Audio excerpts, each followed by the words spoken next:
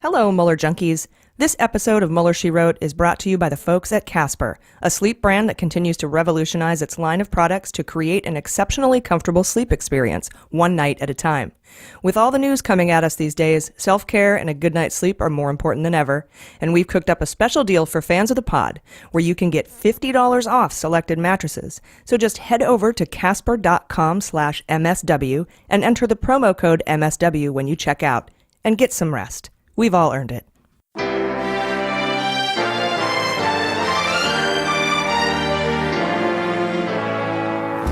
So to be clear, Mr. Trump has no financial relationships with any Russian oligarchs.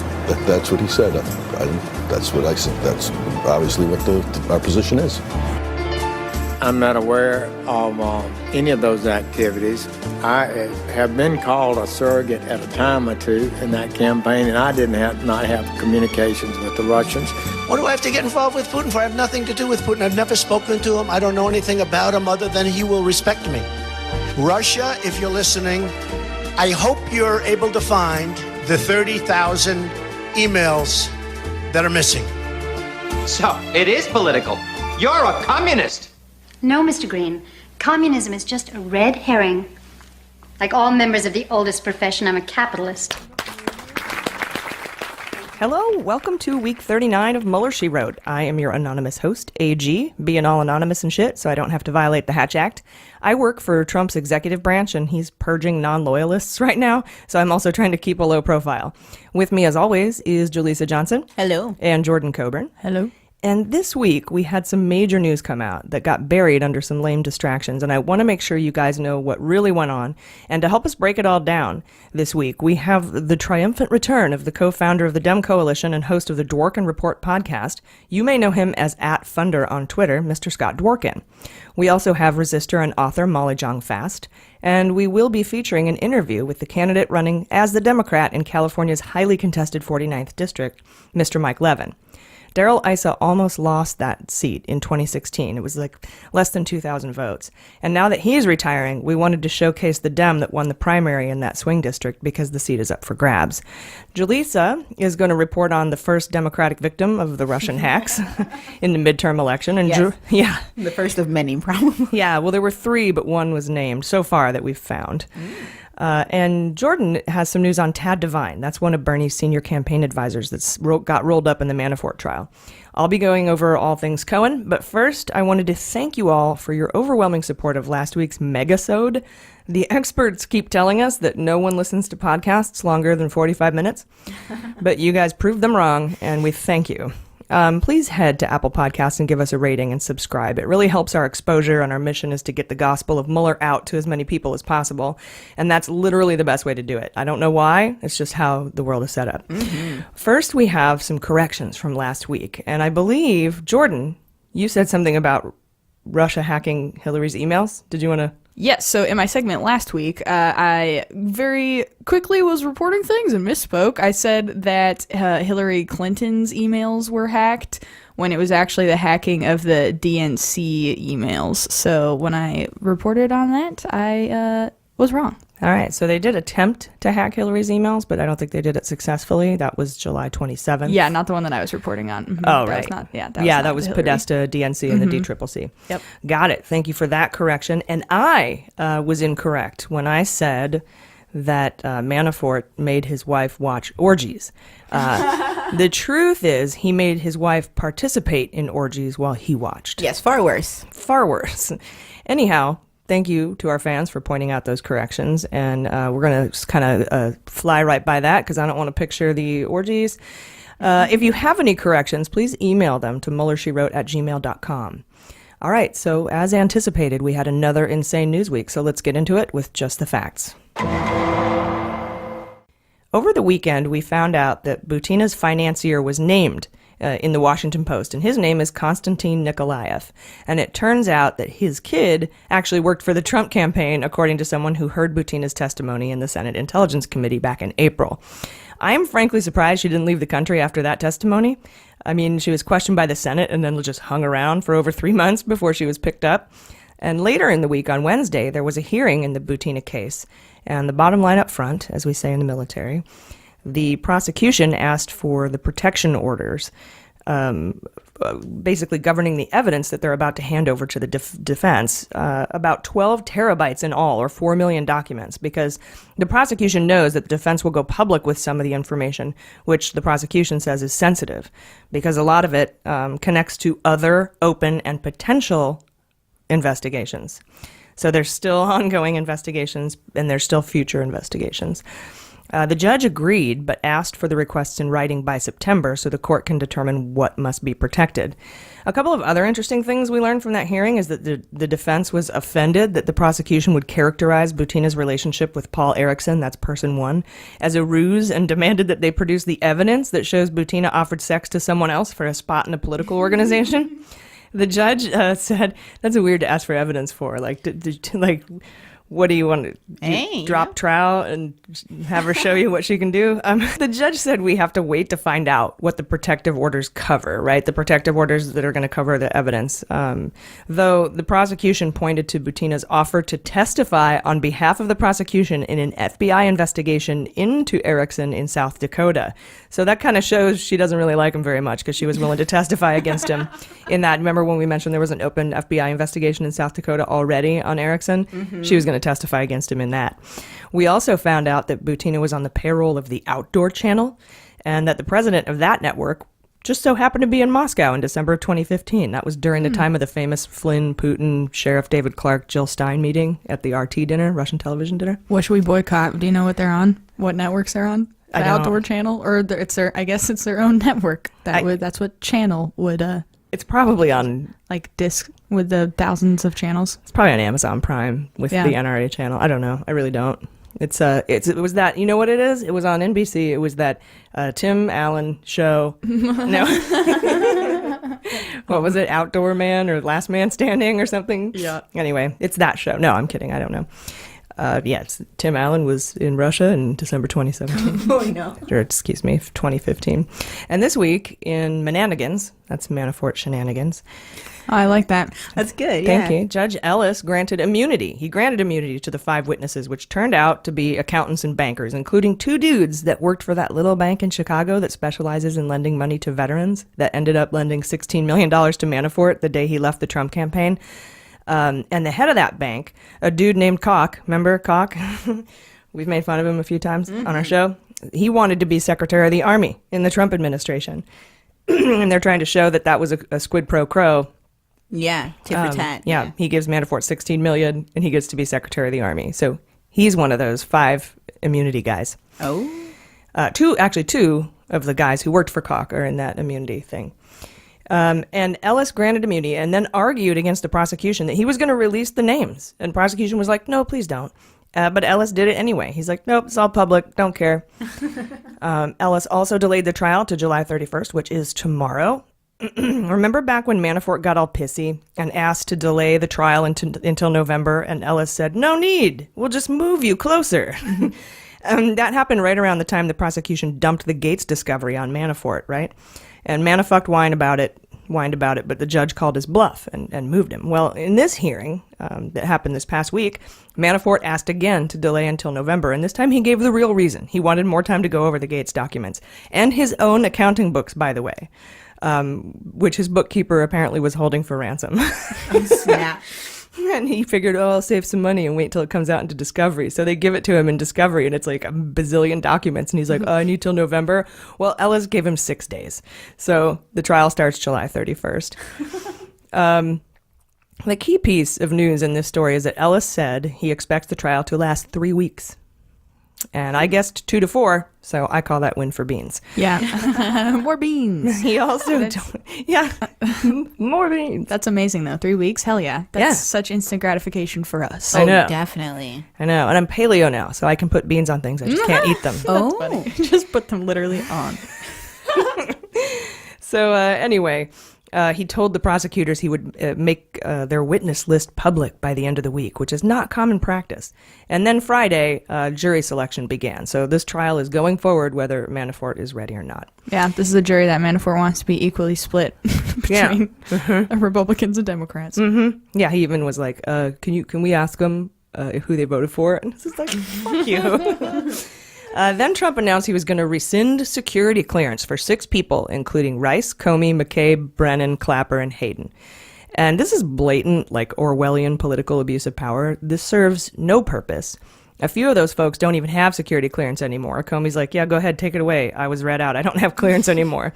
This is using government power to punish political opponents because he doesn't like what they say about him, because he's such a big, strong man. You're gonna lose. You stink. You're gonna lose. His Orwellian shit was just off the charts this week, you guys. Tuesday, he spoke to a group of veterans in Kansas City and told them not to believe what they see or read.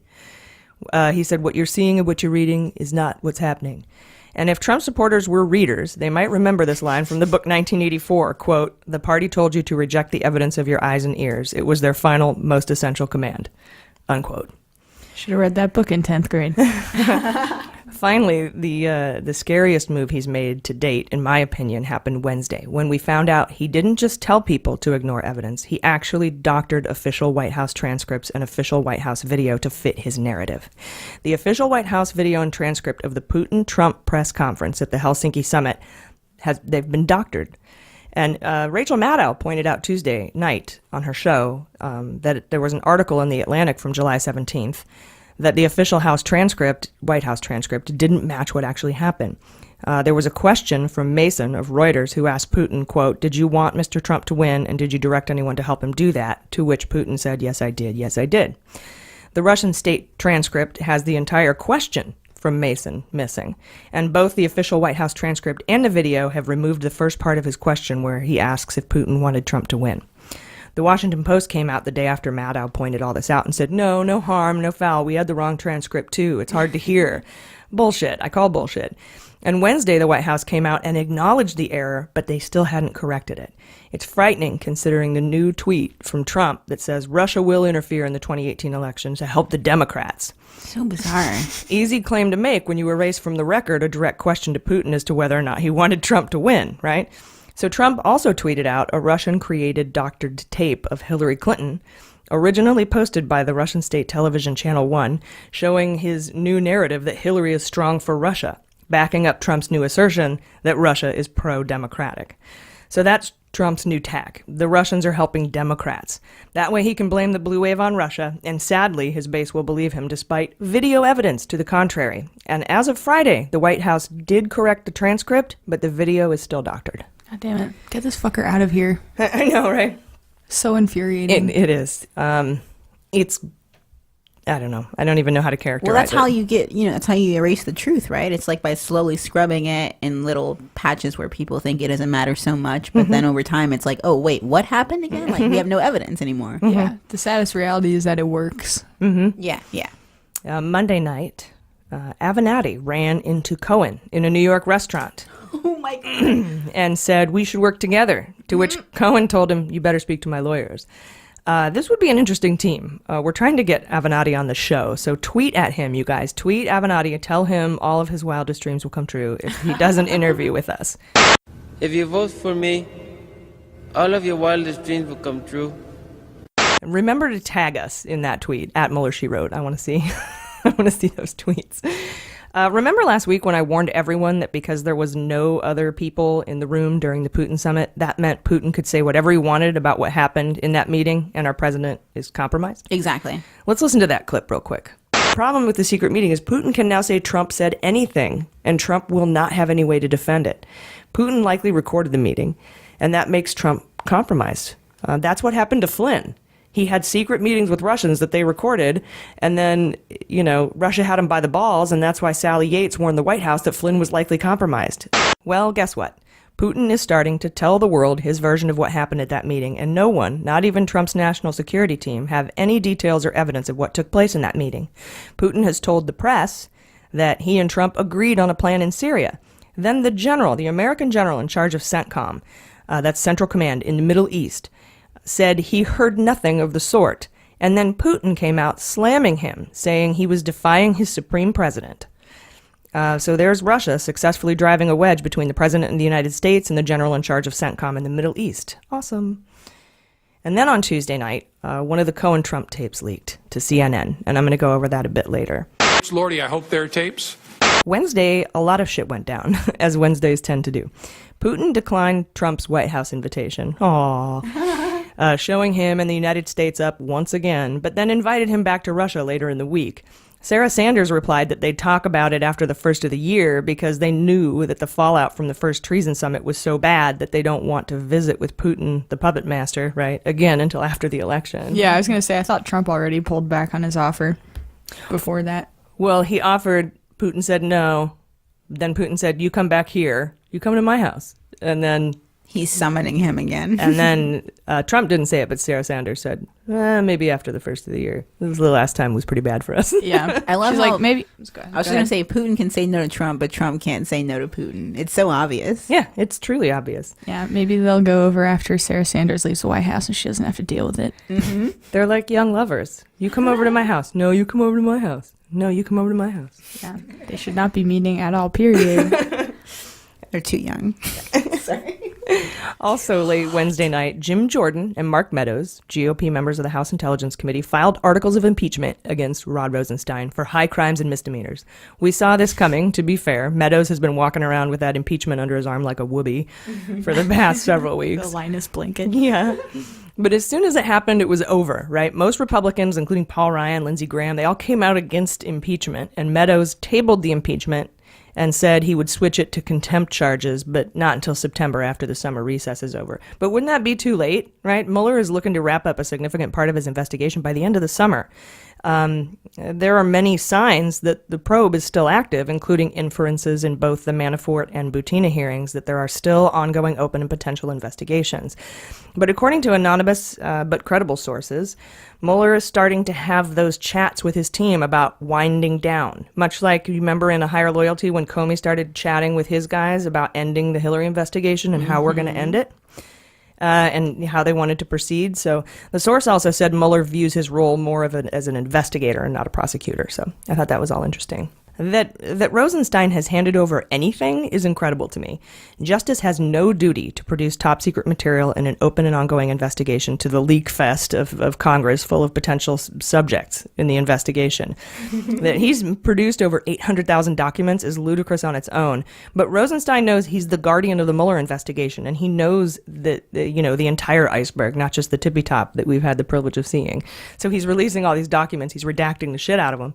Well, actually, his team is redacting them, but he's doing the best he can to appease them to not give Trump a pretext to fire him, but also protecting sources and methods. Mm-hmm.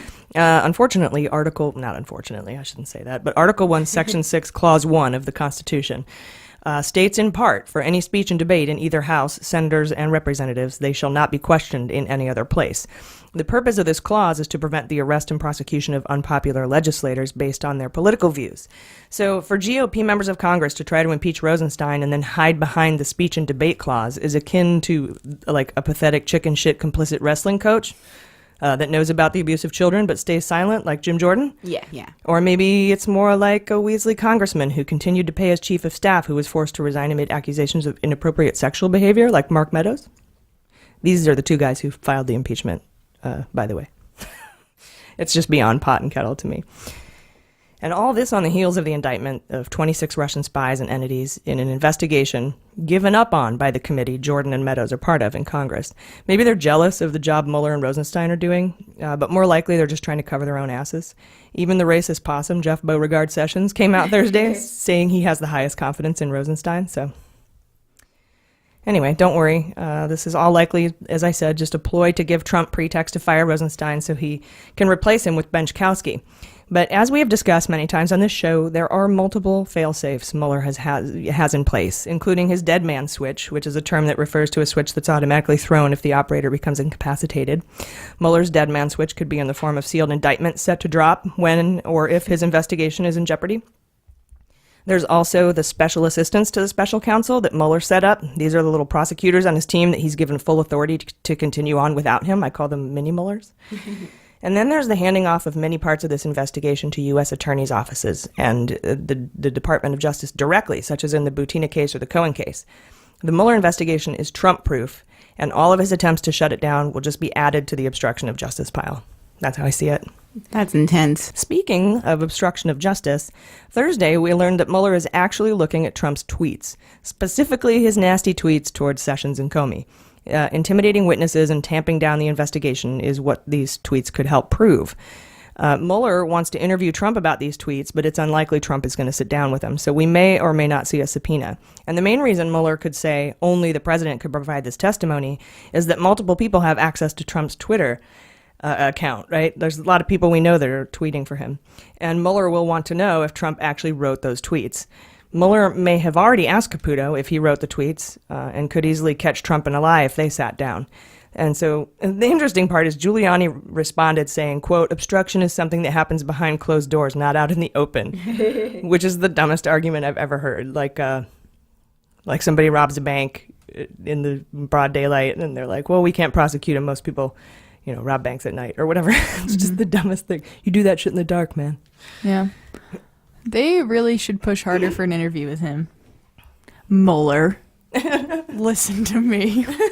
I just don't get, I should more say, I don't understand why they're not pushing harder for it, because then that's just such an easy way to trap him in a lie, and that's why they're pushing back so hard on doing it, and that's why he's been so evasive. But I'm surprised that they're not pushing harder on that, because it'd be such... Maybe they know it's inevitable. And it's still frustrating us, citizens. Well, the more time that goes by, though, the more they get to craft this narrative and then, lube the truth. And it's like this whole time, if we had an interview with him, then it'd be more evidence against him. Yeah, you think Mueller would be considering how important the public opinion is. So, yeah, maybe he is fighting the clock and he knows it. But at the same time, I feel like he's got to have a plan that's way ahead of ours. Like, if we're thinking this, he's probably thought this like a few months ago, and he's like, you know what, I'm gonna hold off because of this and that. Like, that's I would hope blind so. faith in Mueller on my part. Yeah. Yeah, there's a lot of different things at work here. A subpoena could drag this out for a long time, and Mueller might not want to do that. Also, we do know Mueller is able to subpoena him because he floated that idea, I think, back in February or March, and he wouldn't have done that unless he had the full backing of the Department of Justice, Rosenstein, and all them. So he can. It's whether or not he thinks that it's the best way to go. And also, we have to remember that as people shift from subject to target, you no longer want to bring them in for questioning. Right. Or, I mean, a lot it depends, but usually when you don't bring a target in for questioning. So that's kind of what I'm hoping is happening. Yeah. Yeah, he's just not going to question him until he's actually on the stand. Yeah, in which case I don't know if that's going to happen, but yeah, that's the question. Sitting president, will he be on the stand? I find that very hard to believe. Mueller's already gone on record saying that he would follow the impeachment proceedings. Yeah, sort of. Yeah, so we impeach him recommendation to first. Congress. Yeah, well, we'll find out because all these indictments are going to drop pretty soon. We also found out Thursday that the CFO of the Trump Organization, Alan Weisselberg, was subpoenaed to testify before the grand jury in the Cohen case. Alan!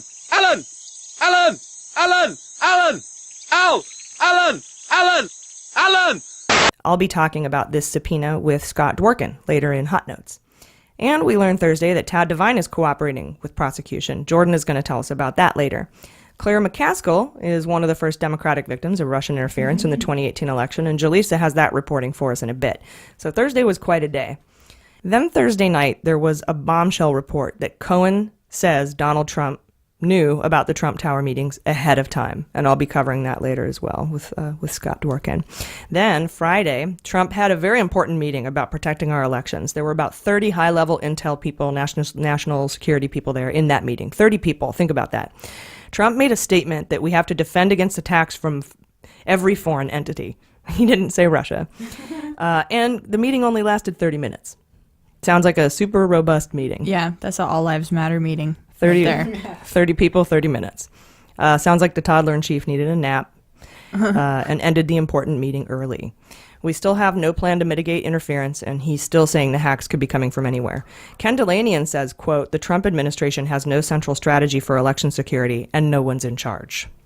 Couple that with the GOP ending funding for protecting our elections despite states begging for the funding, and the fact that Trump hasn't hired a cybersecurity chief, our elections are vulnerable, and I'm willing to bet he likes it that way. So get out and vote in November. No excuses. Finally, someone snapped an epic photo at Reagan Airport in Washington, D.C. at Gate 35X, showing Mueller reading in a seat just a few feet away as Don Jr. is standing in line on the phone. But the most important question for me is, where's Mueller going? Isn't he busy? Well, I'm sure he's probably spending a lot of time working, but if he gets a second to go somewhere else, I think he deserves a break. Maybe he's visiting family. Well, way. For the weekend? Does he have a family? I think he's just a robot. Haven't seen his wife in months. He's got that sister He's who going to works get at laid, man. He's got that sister who works at Dave and Buster's. Remember? Oh, yeah. He's going to go to Dave and Buster's. He's going to play Dance Dance Revolution. Gotta let loose a little bit. He's working hard. Oh, yeah, he's let loose, man. He had his first top button unbuttoned. It was crazy. Did he wear a blue shirt? It was white. No, was white. damn, it was white. You're I right. think, yeah, I'm pretty sure it was white. Super hot dude sitting next to him. I want to know who that guy is. Yeah. I had a really hard time locating Donald Trump Jr. It was like, oh, of course, the douche in the camouflage polo. head and the light blue polo. Totally. Well, here's my theory. Don Jr. is likely flying to New York, which means, and if it's on the same flight, Mueller is going to New York too. So maybe he's going there to meet with the Southern District of New York prosecutors. Oh, maybe they're going to trade some info. Total conjecture. Put beans on it if you want. I don't know. I'm paleo. Anyway, those are the facts, guys. We'll be right back. Greetings. This is your host, AG, and I wanted to take a minute to tell you about Casper, where they're hard at work revolutionizing their line of products designed to create an exceptionally comfortable sleep experience one night at a time. So after a long day of resisting and smashing the patriarchy, you can sleep well on one of their mattresses made of multiple supportive memory foams that provide just the right amount of sink and just the right amount of bounce. And Casper is breathable, so you can sleep cool, which is something I always look for in a mattress, at least. Casper doesn't just offer mattresses, also. They have a wide range of products to help ensure you're getting the rest that you need to get out and fight the good fight. Best of all, Casper's mattresses are made in the United States, unlike MAGA hats. So jump online and order one today. They ship it right to your house in a compact box and offer free returns in the United States and Canada. The best part is Casper has a risk-free 100-night in-home trial. And considering we spend 1/3 of our lives on a mattress, it's important to truly sleep on a mattress before committing to it. And that's why Casper gives you 100 nights to try it out. Get a $50 reward towards select mattresses by visiting casper.com/MSW and use the promo code MSW when you check out. Terms and conditions apply. That's $50 towards select mattresses just by visiting casper.com/MSW and using the promo code MSW at checkout. A well-rested resistance is an effective one. All right, welcome back. Hot notes. All right, time for this week's hot notes. Jordan is going to be going over the Bernie campaign advisor, Tad Devine. I'll be covering Cohen with an interview with Scott Dworkin. But first, Jaleesa has an update for us on the attempted hack of Claire McCaskill. Yes, thank you. So, on Thursday, an article came out by the Daily Beast called Russian Hackers' New Target, a Vulnerable Democratic Senator. And the vulnerable Democratic senator they're talking about is Claire McCaskill. She's become a top target for Republicans seeking to expand their slim Senate majority in the 2018 midterms. And as it turns out, Russia's government hacking group Fancy Bear is going after her too. So you guys might remember that Fancy Bear is the same Russian intelligence agency that was behind the 2016 DNC hacks. So now they're targeting poor old Claire during her 2018 re-election campaign, which, interestingly enough, would mark the first identified target of the Kremlin's 2018 election meddling campaign. It's like an annual event now. Yeah, they should get a tour t-shirt, and on the back, it's all the names of the people they've hacked. I survived 2016 presidential hacking. I don't know. McCaskill. I was hacked in 2016, and all I got is this lousy t-shirt. Oh my God. Can we do that? We can. We can do whatever we want. Oh, America. We Yeah. still got that going for us. So McCaskill is a likely target considering her highly critical stance against Putin, not to mention that in 2016, Trump won her home state of Missouri in the presidential election by almost 20 points. So initially in a statement, McCaskill said, "I think we'll have something on it next week in regards to this recent hacking. I'm not going to speak out about it right now. I can't confirm or do anything about it right now." But then she released a statement confirming the cyber attack was unsuccessful, and she added, "Russia continues to engage in cyber warfare against our democracy. I will continue to speak out and press to hold them accountable. While this attack was not successful, it is outrageous that they think they can get away with this. I will not be intimidated. I've said it before and I will say it again. Putin is a thug and a bully." I like her. In August 2017. I do. Leave it to Democrats to refer to white people as thugs. Yeah, I mean, honestly, I do appreciate that. So in August 2017, around the time that the hack was attempted on McCaskill, Trump traveled to Missouri and told a crowd to vote McCaskill out of office. But just last week on Twitter, he said that he's worried the Russians, like you said, AG, will interfere in the 2018 midterms on behalf of Democrats. It's like he's gaslighting us, right? Like, Yeah. Is that what that is? And it makes you wonder if that wasn't another public nudge and a wink to Russia to be like, hack Claire McCaskill, just like the Russia, if you're listening. Yeah. He keeps Yeah, it's speaking in not these as codes. explicit as that, but yeah, yeah. these stupid codes. Like, I hope you'll let this go. You know, The like, fact that he said that too is also proof that he's confident that a blue wave is going to happen, which is good news on one hand. On the other hand, we really need to shitty for prepare. him saying that. Yeah. Even though we do have, I think, a lot of momentum, like a lot of people are saying we're going to break records, we need to prepare for the fact that Russia is planning to shit on those records and just dismiss them. Yeah, you know, they're somehow. just taking victories from us in every form possible. Absolutely. Even when we have a real victory, just claiming it was them. That's- totally. Well, that's Trump, not Russia, but...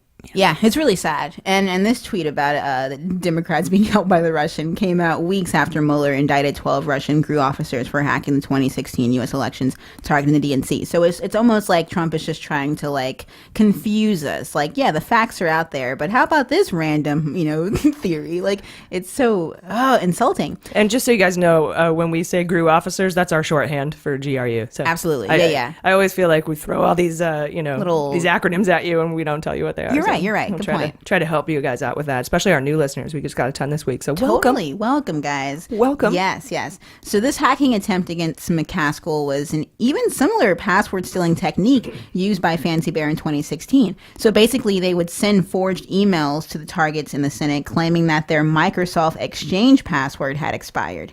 And the email instructed them to change their password. Oh, yeah, that's what happened to Podesta, right? They sent him a Exactly. Gmail password Yep. expiration shit thing. It's so sad because and now that I think about it, I could have easily fallen for this in the last few years. Like, we just didn't think about these things. And so if a target clicked on the link, they were taken to a replica of the U.S. Senate's login page. And in October, yeah, I know, it was like really similar. So October, Microsoft actually got control of one of the spoofed website addresses when a federal judge in Virginia issued a permanent injunction against the GRU hackers. So they got some of these websites back, but they're popping up, all the time. And McCaskill actually was caught up in the Podesta hacking, which was revealed when WikiLeaks released the Clinton campaign chair's private emails. And the document dump showed that McCaskill called Podesta to inform him that she had info about an individual working in the State Department's Inspector General's office, which at the time was investigating Clinton's private email server. So the info just ended up being that a top aide at the Inspector General's office once worked for Republican Senator Chuck Grassley. But basically, it just shows that McCaskill's criticism of WikiLeaks stretched all the way back to nearly a decade, and she's always called for prosecutions of individuals who send classified information to WikiLeaks. So, basically, she's at the center of this because she's a huge critic of Putin, and it makes total sense that he would go for her first. But like you were saying, AG, there's been 2 other people apparently, so it's just the beginning. And her response to all of this was just, I hope we can find out where this is coming from and go after them with the force of law. So that's my hope too, but I don't know. Yeah, and her so it's definitely her criticism of Putin and WikiLeaks, but also it's a really vulnerable seat. Totally. Trump won that district 20 points. by 20 points, right? Yeah. Yeah, I said that. Anyway, thank you so much for that reporting. Thank you. That is fantastic. And now, well, it's scary and horrible, but good reporting. But good reporting. Anyway, thank you, Julie. So, Jordan, you have some beans for us regarding Bernie Sanders' senior campaign advisor. What'd you find out? So this week we discovered that Tad Devine, who was a top advisor to the Bernie Sanders campaign, has been summoned as a government witness in the case against Manafort in Virginia. This has been public information about Tad, but Tad worked with Manafort and Gates on Yanukovych's campaign in Ukraine, which is a bummer for me personally to learn, because it's like, Bernie, what are you doing hiring someone that worked for a campaign that was super pro-Russia? Yeah. There's no excuse for that.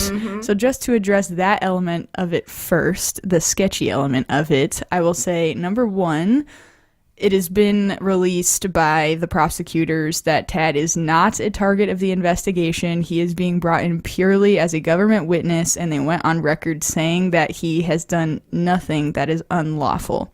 So there are people of course, freaking out right now on Fox News and all around saying, see, he was an agent of Russia too. That's not true. I will say that, yes, he did work on a campaign for Yanukovych, which is shitty in itself. But their statement, the firm that he worked for when he was doing that work, released a statement saying, after the administration, the Ukrainian administration, of the presidential candidate we had worked for arresting his political opponent, we quit. Then we declined additional offers to work on his later campaigns. So there's that, I guess. Whatever. Still very annoying. Yeah, moving on. Basically, he's being called in as a government witness because of the contacts he had with Manafort and Gates during that time period. Oh, and you know what? Tad Devine is not one of the 5 people who was granted partial immunity, use immunity, which means he did not do anything criminally culpable, I would think. Right, yeah, especially if they went on record saying that he did not do anything unlawful. I think you're right. Unless he did super criminal shit and they're not giving him immunity because they want to prosecute him. We don't even have laws written for what you did. Were you in those Manafort orgies? Oh, God. Orgy law. But yes, so important to note, Tad Devine is being brought in as a witness in Virginia as it relates to Manafort's involvement with the Ukrainian campaign, and as that relates to Manafort's failing to report foreign bank accounts, his filing of false tax returns, and bank fraud. Really shitty, man. That guy's so fucked. And he's so fucked. Then charges were brought against Manafort, just for context, in a D.C. court regarding his failure to register as a foreign lobbyist for his work on behalf of Ukraine. So I'm sure Tad Devine's going to pop up again when that trial starts in D.C. in September. Yeah, and him and Gates worked they lobbied on behalf of a foreign entity for 7 years without registering. So I wonder if that's like 7 separate counts, or that's like, a good question. Like you get a year for every time you didn't do it. Like I wonder if you can be a foreign lobbyist and never register and it's just 1 count for however many years. I don't know how it works. We'll find out. Yeah, I mean, that's interesting. I would think probably, because I think there'd be a fine associated with each time you don't do it. Right, and the government being the government, they would probably require you to re-up your registration every year. I wouldn't be surprised if you have to do that. Like if you work on K Street as a lobbyist and you're lobbying for Venezuela, you have to register every year as a foreign lobbyist. Right. I don't know. Yeah, so they're already, Tad Devine and the firm that he worked with, it's called Devine, Mulvey, and Longaba. Just so you know. I'm sure we'll hear that name more. Slip and Chunk. It's Slip and Chunk, yeah. They've already given prosecutors a bunch of documents. These all include emails to and from Devine from Manafort. This includes speech drafts for the candidate in Ukraine, talking points, strategy memos, a draft for a TV ad, and discussion of compensation. Wouldn't that be sad if Tad Devine wrote "Lock Her Up"? I would be so sad. Oh, that'd be the saddest thing ever. Oh my God. Dude, Bernie's just going to be sitting there like, no! Yeah. You know? What is this? This is not good. Who hired this guy? Yeah, exactly. I can't believe that one of the top 1/10 of 1% of my campaign wrote "Lock Her Up." Yeah, that looks really bad for him. It does. It Regardless really of the does. fact that he didn't do anything unlawful. He's got to accept that responsibility for not vetting him well enough. Absolutely. And this is also shedding light on something that is becoming more obvious to me, which is that the puppet masters of politics, have zero allegiance to any sort of ideology, it seems. It's How can you true. work for Bernie's campaign after having worked for a guy that's super pro-Russia and is that oppressive? Because they're seeking power, and it's all a chess game, yeah. Apparently Tad Devine quit when Yanukovych was overthrown by Timoshenko. Oh. Right. And he's like, oh, fuck, this is bullshit. But you he didn't know about it before then. You didn't know he was a pro-Russian separatist? Like, yeah, I come call on, bullshit bro. on that. And I also, I don't know, maybe liberals are too bleeding hard for a campaign to be entirely composed of them. They're like, we got to get a snake in here so we can, but that fucking sucks. It's truly sad that you have to vet your campaign advisors to make sure they're not Russian pro-separatists. In this day and age, we're at war. We're at cyber warfare. So it sucks. Yeah. Yeah. And Bernie was probably like, why would I do that? It is the dumbest thing. We wouldn't have thought of it. Yeah. Like regular people weren't thinking about it either, you know? Yeah. And then the ultimate sad reality is that Bernie was aware of this and still moved forward with it, which on principle, I believe is shitty, even though, again, it is not illegal at all. There's no way Bernie evidence, did know. right? No, that's what I'm saying. Yeah, If he did even know, if he did, even you're saying there's no law against it. Yes, It's just potentially, morally if he fucked. did know, it's morally fucked, even if there's no law against it. Oh, right. Like if he did vet him and found out that he did work for Yanukovych. That'd be disappointing to know. A pro-Putin guy. Yeah. And Bernie went ahead with it. Yeah, that'd be shitty. That's why we need fresh faces, just because we got to get rid of this whole idea that it's a new time. It really is. I love Bernie, but I also feel like it's sketchy. It's very sketchy. I mean, the foundation of politics is flawed, similar to, police, because it's a power. It's a direct line to power. Maybe there are no American campaign advisors that haven't worked for a Putin guy. Like maybe there just aren't any. Honestly, Putin would be smart to have done that, and if really sow that doubt in us. And if you guys want job security, maybe go to school and become a campaign advisor. And never talk to anybody in Russia. Yeah. And then you'd be like, you can sell yourself like, no Russia here. Yeah, that's a very good new point. Breed. Yeah, 2018 and forward. That's what you should do when you go to college. Yeah, so just to wrap this up really quick. So on Thursday, Manafucked's lawyers, they, after Tad Devine and his team released all the documents that they were requested to give to the court, as Manafort's lawyers tried to come back and exclude more than 50 of those items from the list of documents that Devine and his consulting firm had given to prosecutors. Oh, so Manafort was even arguing against some of the documents Devine gave over. Yeah, well, he was trying to say, you can't use those. Yeah, and that's not fair. Lost, probably. Yeah. He loses every motion. He loses everything. Like if I see a dude failing to hit on a girl in a bar, I'm just going to call it a Manafort motion. Oh, yeah. I like that. Yeah. And now, if anyone ever gives me the advice that failure is the only way that you can learn, I show you Manafort. May I present? Yeah. All right. Thanks to Lisa and Jordan. Wonderful reporting. Thank you for the beans. I feel vindicated. I'm going to go over the Cohen news this week, and I spoke to one of our favorite guests about this, so let's have a listen. With us today is the co-founder of the Dem Coalition and host of the Dworkin Report podcast, Scott Dworkin. Scott, welcome to Mueller, She Wrote. Thanks for having me again. We are so pleased that you're visiting us again. We're very happy about that. So, Michael Cohen was in the news a lot this week. First, there was a leak of the audio of one of his conversations with Trump that he recorded, which is not illegal in New York despite Trump's Twitter tantrum. And then we had the subpoena of Alan Weisselberg.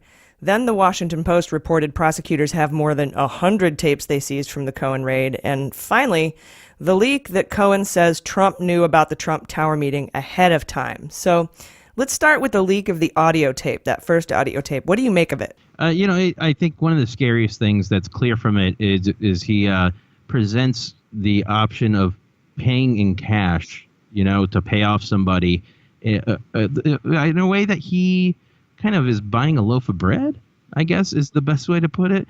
He's like, oh, we're paying cash. Like it's $150,000, and he's talking about paying off somebody and he's so comfortable with it. I find that really, really disturbing from it. I also see from our standpoint, we see the potential of Attorney General in Florida, Pam Bondi, being the person that was on the phone with him.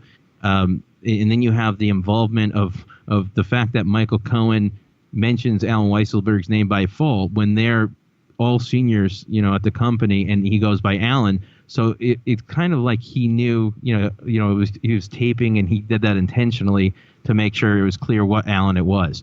To implicate him in the future. So there was a lot of sketchiness in it. And I also think you see a true side of Donald Trump and how angry and mean and hostile he can really be. And I think it really exposes him for who he truly is, which is, a pretty evil guy when it comes down to it. And but I found the whole thing is disturbing because, he really is at ease and he's not really worried about it. He's talking about burying, his wife's the separation agreement that they had, the divorce papers. Right, and they only had to do that for another couple of weeks. Right, and it's like these are big deals in most people's lives, but he just constantly thrives off of these scandals and seems to survive them just because, he powers through them, has no moral compass and no shame. And so that's the way he gets through it, paying off people and keeping them quiet and legal threats until, eventually it came out now. And I think, again, I don't know who, I would assume that Cohen really pushed to get them out there. But they did that without letting, the feds know, and that probably is going to piss them off. So I would see some more potential legal blowback due to that. And so the implications of this is clear that I actually, as you remember, I did not believe Cohen would flip or ever, unless it was written down in front of me, then I can believe it. This is now evidence where he doesn't really have many options left. Yeah. I thought it was interesting, too, that on that tape you could hear Cohen say, Alan, we need to talk to Alan. Like it was just one step short of, we need to talk to Alan Weisselberg, the treasurer of your organization and the CFO of your company since the 1970s, Mr. Weisselberg, W-E-I-S.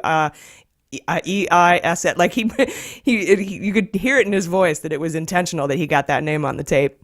Right. Now he's been subpoenaed and that's where we're at. But it's really... and then to learn, that there's just so much more. It's just crazy because America can't afford this sort of liability. This person that it doesn't matter if he's guilty or not guilty of anything at this point. It's the fact that he's a liability to this country, and we cannot stand for this. We have to have a person who can do work, not somebody that's embroiled in scandal at a constant and can't be trusted by our allies and our friends and Americans themselves. It's really ridiculous. So I think this tape really puts truth to it, and it squashes a lot of their conspiracy theories too. It makes it so that they're kind of cornered and isolated from each other more so now. And a lot of the games are going to end because they're realizing, oh, well, we're a little bit more screwed than we ever thought we were. Yeah, that's true. And there's a lot of theories out there about who leaked this tape. And the one that kind of made me, sit up and take notice the most is the theory that the special master, Barbara Jones, had told the parties, Trump and Cohen, that she was going to release the tapes to the prosecutors under the crime fraud exception to attorney-client privilege. And to avoid that mess, which is full-on criminal liability, maybe the Trump team leaked the audio. I don't know. So maybe might not be able to be admitted, or they can muddy the waters, or they can take the PR control. Like they know it's going to come out, so they want to ruin any deal potential that Michael could make. There's definitely, he does that a lot. He delivered his tax returns to David K. Johnston a long time ago, only like a couple pages or whatever, and that was to distract people. And he does that all the time, trying to distract people. He doesn't mind throwing himself under the bus as long as it distracts, especially from any Russia-related scandal. But it really is crazy that, he recorded this. Obviously, he needs to never have a job in audio recording. You don't think he's a good producer? That is awful recording. Like, man, I don't know what he's doing. It's kind of like he had a suit pocket, like in his shirt pocket. He kind of had it there, and it's ruffling in between. So, he's lucky he actually got the audio.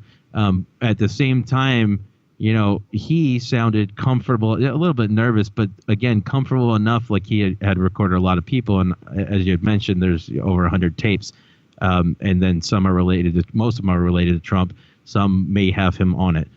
So it's interesting to see what else is out there, but their games are going to end because, again, evidence being presented, that's just an end game for this conspiracy BS. And, like I said, man, it's just going to get worse. There is no better. He's not going to become a better person. And even if he were to, it'd be a front. And then, nothing's going to change from that. It really is just, it's going to end badly. And it can either end quicker if he resigns, or it can end slower, and Republicans can ruin their party in the process, and it can wait till January. But right now, it's in a really bad spot for America, and again, a liability that we cannot afford whatsoever right now. It's ludicrous, and it just really drives me nuts. But thankfully, we have this evidence presented to the American people, so we can decide, as Americans, that whether or not we need this criminal still in the White House. Obviously, a majority of Americans now polled over 51% believe that he should not be in office anymore. So I think that number is going to go up, and I think that we're going to see a lot of dominoes start to fall from the choices that he's made over the past year and a half. Yeah, and you mentioned the 100 tapes. There's a lot of different numbers out there. There was 12 tapes. Washington Post is reporting 100 tapes. We've got the one that we actually got the leaked audio for, and it kind of makes me think that maybe of all the tapes, there were 100 of them, and those 100 were actually deemed not privileged and sent to prosecutors. And usually you deem a tape not privileged because either it's not talking about anything legal or it's got some sort of a crime fraud issue in it, or maybe just the 12 did. I don't know, but I feel like we'll figure it all out. Like, it's going to come out and we just have to kind of wait for it. It seems more prudent than guessing. Yeah, it all kind of connects in the end. I think that's what's going to happen is, Mueller's put together this story, and I think that story is going to come out to the public, and then that will be probably what pushes him out of office. That's my guess as of right now, that the evidence that Mueller has probably is irrefutable and enough to draw the dots for obstruction and to prove that they were covering up a crime on top of that. So extra obstruction of justice, and on top of the fact that he was conspiring with his son against the United States, he was conspiring with his staff against the United States, he was conspiring with Russia against the United States and Putin and the Russian government and the Russian military against the U.S. military. You see what I'm saying? And that's when stuff gets really real, because when you talk about intelligence agencies, we always must remember that some of our intelligence agencies are in the Army, the Navy, the Air Force, the Coast Guard, everybody in the Marines, and they all agreed that Russia was the one who interfered. Not only that, there's another report that said that they infiltrated our power systems with the ability to be able to shut them down, and that and water, different parts of our infrastructure, and think about if they have access to stoplights. This is the kind of thing that they've done in their own country, where they shut off their own part of their country's power. And they do that maliciously. And if they do it to their own people, they'll definitely do it to us. And they don't know if it's actually happened either. That's even scarier. But what they keep on saying, what I hear from everybody, is that these are the same quote-unquote blinking lights that they had before 9/11. This is the same kind of thing that you would do if you were opening us up for a physical attack. And so it's something that it's just nuts. It's going to get worse from here. And I hate to say that, but that's the truth. It is. And the real danger, like you said, is that we've got a president who, guilty or not, he's compromised. He can't act out toward Russia in the way that he should in order to protect us from any of those numerous attacks and potential attacks that you talked about. For whatever reason, it's just, even if he's unwittingly in this situation, everyone should realize that it's a problem. So you touched on Weisselberg. He was mentioned on the tape. He was mentioned in that leaked audio tape. And a lot of people think that this is bigger than any other part of the Cohen story. So what are your thoughts on Trump's CFO and treasurer cooperating with prosecutors? I mean, the only person who could be worse for him would probably be his brother. And, if Robert Trump were to testify against him, which I don't think would ever happen. But Alan knows decades of everything, where the money's at. And keep in mind, a lot of his money, if not most of it, Trump's money, is not located here. He has funds and banks that he sets up in other countries, like in India, where he keeps his money isolated there. And, I think Alan knows exactly where that money's hidden. And I also think that Mueller knows where that money's hidden, because he worked with the IRS on top of working with the tax agencies of other countries throughout the world. Well, yeah, and so I see Alan just being a devastating time bomb. Yeah, and Mueller wouldn't bring Weisselberg in unless he already had all the information he wanted to ask Weisselberg about, Right. And an automatic subpoena was crazy. I didn't expect it to move that quickly, but he may have already talked to him too. He may already be on top of this. Or they may have requested it already. I'm not sure the full extent of it. But just bringing him in, it was supposed to be a red line, remember? And we've gone way past that, because I don't think Trump really has an opportunity to fire Mueller at this point. There's some kind of law involving that if he tried to fire him, it could trigger an impeachment process, but it also could trigger Mueller to turn into a whistleblower, and that's a nightmare, because then the evidence could be brought out on the House floor, and that's just not something that Trump ever wants. Yeah, and you mentioned the handing off to New York. I think it could have been Mueller's intent this whole time to hand this off to New York to get the Weisselberg subpoena. That way he's not crossing any red line Trump drew. Not that Mueller would kowtow to Trump's desires, but I think it gives Mueller a stronger case. Everything is still fully within his scope, and there's no even appearance of being outside of his scope. That's how motions like Manafort filing a motion to dismiss everything because Mueller's acting outside of his scope, they keep getting denied. I think it's part of his intent to build like this bulletproof case. Right. No, and that's the only kind of case he would develop. And that's what's creepy about it for these guys. They can play all the PR games that they want and pull these PR stunts, daily and try and fight that battle. But as you've seen last night with Giuliani, he went straight to the argument of lie. He's a liar. He's a liar. And that's all they've got left. That's dangerous territory because their credibility is almost completely shot now. And they wasted their energy on this PR thing. And now there's going to be evidence that contradicts everything that they're saying. No one's going to take them credibly, or they're going to be, they open themselves up to these attacks, which are rightful. It's what we've been saying all the time. But at the same time, press hasn't been following that lead. Now it seems like they're digging in and finally not taking, any of their junk anymore. But it really is. It's kind of like it felt unsteady for a while, but I think you're right. He's going to hand off case after case. I think as he isolates these cases, he's going to hand it off into a different district or to a different prosecutor's office. And he's going to keep on doing that methodically with just the thought of, I'm going to do what it takes to protect America from this ever happening again. And that includes the deterrence of it by prosecuting people to the fullest extent and making sure that we put them in prison or we get the information out so that we can prevent it from happening. But one of the bigger things is to keep other people from doing it. You have to put people in prison. They have to realize there's consequences of these actions. And I think that the next thing that's going to happen that we see, which is going to be the most shocking of everything, is the American co-conspirators, which do exist and are part of the Trump campaign. So that's going to be the real big piece of the puzzle. I don't know when that would drop. I'm guessing he would do something in tandem where he sweeps up, and arrests a bunch of people. But I mean, even just with obstruction, even if there's no crime, what they were doing was obstructing the investigation. So they are obstructing justice. So even if he can claim there was no crime, no collusion. So that means there was no obstruction. That actually, legally makes no sense because you could obstruct justice without doing an original crime that you're, trying to cover up. Exactly. Yeah, obstruction of justice does not require an underlying crime to have been committed. No predicate for that. Yeah, so it doesn't depend on that. And so it's interesting, but he does these mind-twisting arguments. And my favorite example of that is collusion, because collusion is something that you can get in like antitrust cases, but it's not something that you can charge someone with. So if you're doing the general term of the definition of collusion, did he collude? Absolutely. Did he work with the Russian government to hurt America? Yes. But the definition of collusion is not it's not something he'll be charged with. It would be conspiracy against the United States. So it's another Trump argument where it's like, well, collusion, yeah, I guess he wouldn't be charged by that, and then he would take that quote of I wouldn't be charged by collusion, blah, blah, blah.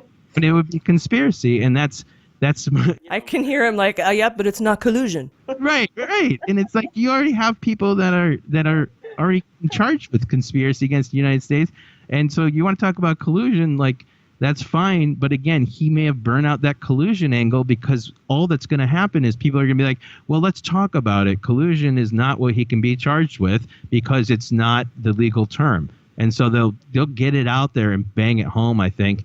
They're just waiting for that time. They're still using the term collusion because it's what Trump uses all the time, and it's his buzzword, his catchphrase. But it's nonsense, and it's another never-ending Trump argument because there's no end to it. It's just like, oh, I didn't collude, and it's like, well, yeah, I guess technically. Then we have to drone on with a 30-minute response of explaining that it's not collusion. So I just say, yeah, you did collude. Because the definition of the word, you absolutely did. And you would be charged with conspiring against the United States for doing it. All right. Now, speaking of that, there's that leak that happened yesterday, or was it? I think it was yesterday, last night, that Cohen is willing to tell Mueller that Trump knew about the Trump Tower meeting or meetings ahead of time. And I was wondering what you think the implications of that could be. Well, we found in 2013, I found photos from 2013 last year.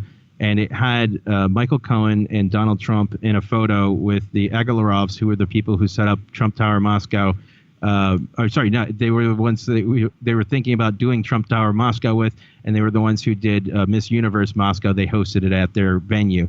And he's also friends with Putin, an award winner from Putin, a Russian oligarch, a billionaire, and his son is the pop star.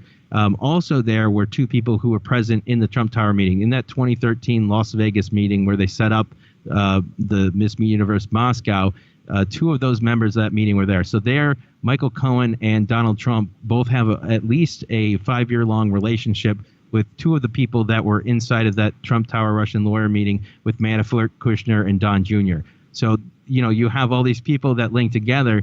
I find it very unlikely that Donald Trump did not know that people who he made money off of, millions of dollars off of before, 3 years earlier, are in his building. He's running a campaign and they're interfering and attacking American election, and he didn't know that they were there. He probably knew better not to attend the meeting. But I mean, come again, like no other campaign in the right mind would have 3 senior officials from their campaign take a meeting that close to the election with a foreign adversary unless they wanted to get dirt. And so, I would guess that, Donald Trump was obviously aware of it.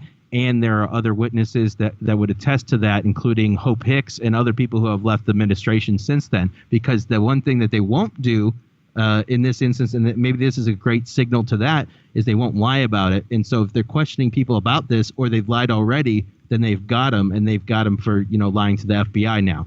And so that I think it's going to, I don't know who leaked it. I don't think anybody does yet. I'm not sure if that's been covered yet.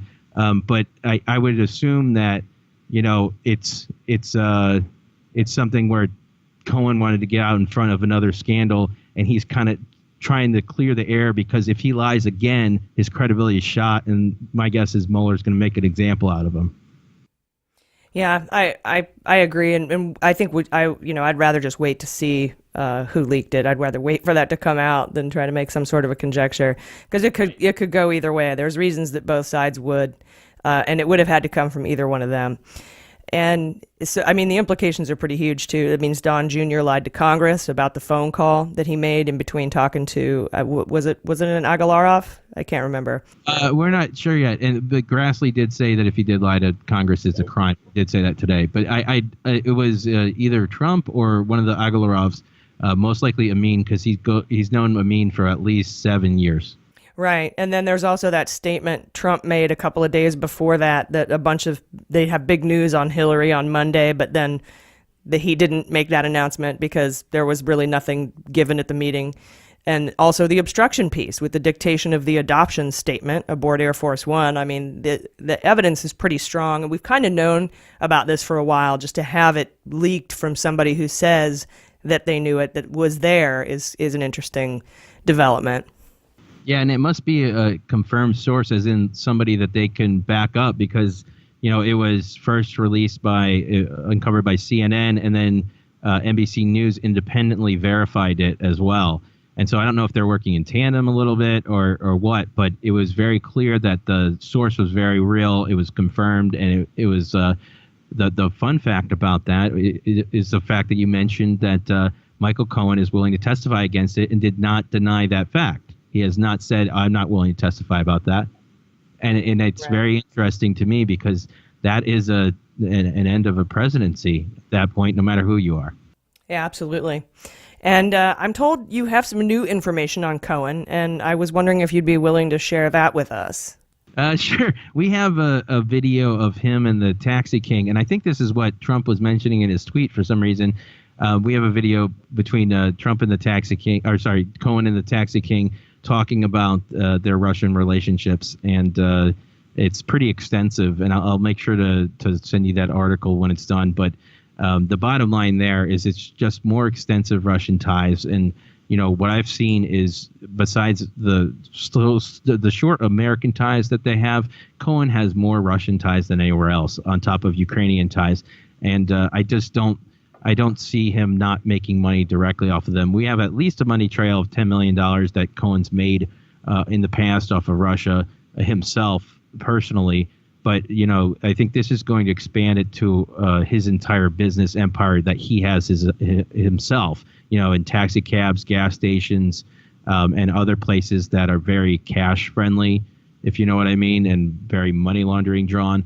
Yeah, Breaking Bad car wash style. Right. He's got a lot of those. But he would take these taxi medallions, he would invest into them, and then this kind of like an investment into a stock, and it would accrue in value. And but he would put loans against it, and then bankrupt the company with the loans or whatever. It was a little scam. I think he got into legal trouble with it before, may have been cleared of it.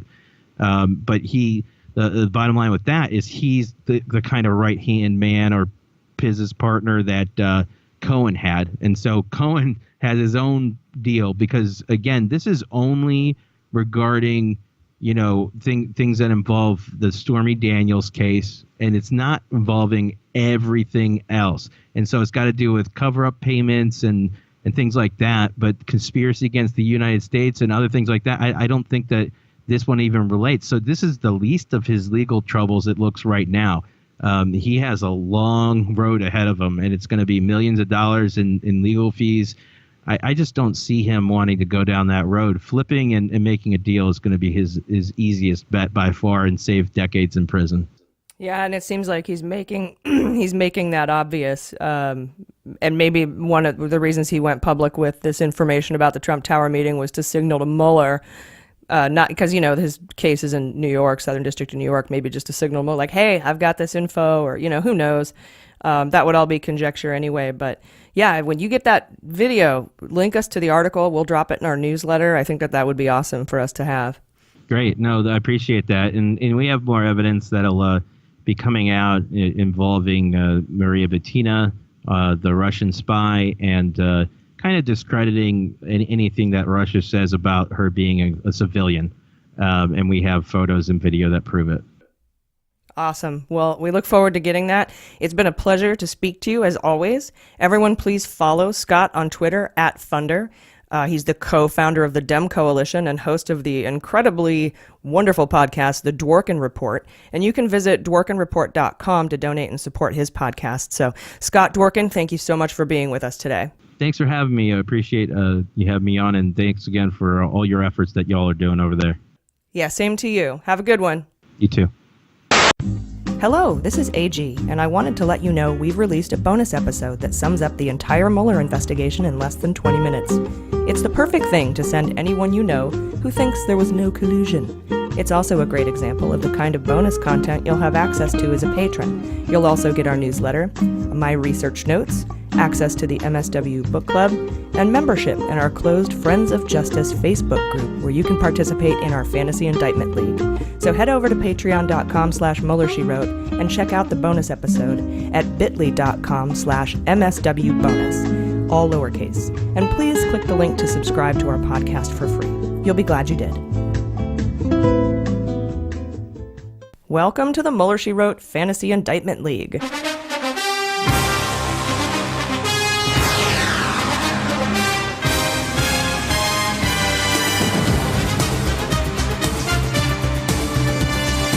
We didn't have any indictments this week, so we'll start again on Monday with a fresh post. I'll pin it to the Friends of Justice group. That'll be the official draft post on our page for patrons. If you want to play, sign up to become a patron at patreon.com/MuellerSheWrote. You'll also get all of the great things, weekly newsletter, show notes, access to all of our locked episodes, the book club, and we have all sorts of great gifts to send you too. Then you have to ask to join the Facebook group, Friends of Justice, and then look for the pinned post about the Fantasy Indictment League, and then list your 5 picks. So for this week's Fantasy Indictment League, I had the honor of speaking to author and feminist and resistor Molly Jong Fast. Let's take a listen to that interview. So today we have a very special guest, one of my favorite authors, a feminist and resistor that sits on the board of The Arena, which is at Arena Summit on Twitter, and they're a group aimed at connecting and supporting the next generation of civic leaders, which, as you know, is hugely important to Mueller, She Wrote. Everyone, please welcome Molly Jong Fast. Molly, welcome to Mueller, She Wrote. Hi, thanks for having me. Thanks so much for being here. I was hoping you could kick us off by telling our listeners a little bit about you and your thoughts on this administration and everything that's kind of going on in the world right now with Trump. So I was like a normal sort of writer, not very interested in politics. I mean, I always voted, but I wasn't super involved one way or the other. And when Trump just started running for office, I was like, this is really terrible. This guy is really dumb. He'll never become president, obviously, because I read the New York Times. The New York Times tells me there's no way he'll become president. So and NPR says he won't become president. And this one, and my husband said, it's statistically impossible that Donald Trump will become president. So I was like, okay, well, just in case, I said, I'm just going to do everything I can to help Hillary because I just can't live with not knowing that I did everything. So I went and I did some volunteering and I did some canvassing.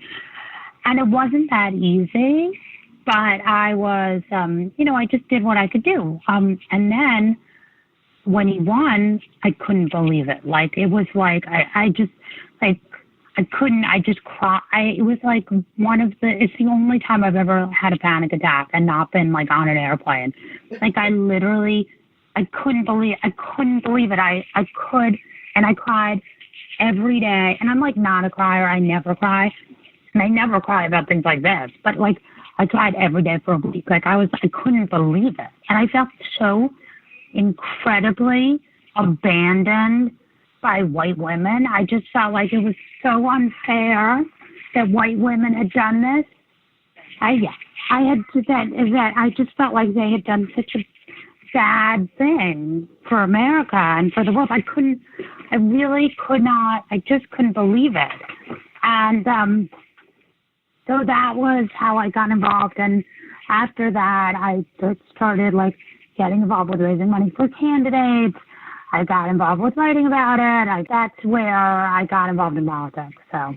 Yeah, and it's interesting as all of this has been unfolding, particularly with the Russia investigation and obstruction with justice, and we're starting to find out things that the Russians and the Internet Research Agency in Russia were actually targeting these white women from red states, suburban women, and that was one of their they considered that one of their main audiences that they had to go after to try to, disenfranchise Hillary voters. And I thought that was pretty incredible with that voting demographic, as you mentioned. So it's all as this whole corruption and Russia scandal has been unraveling. What have your thoughts been on that?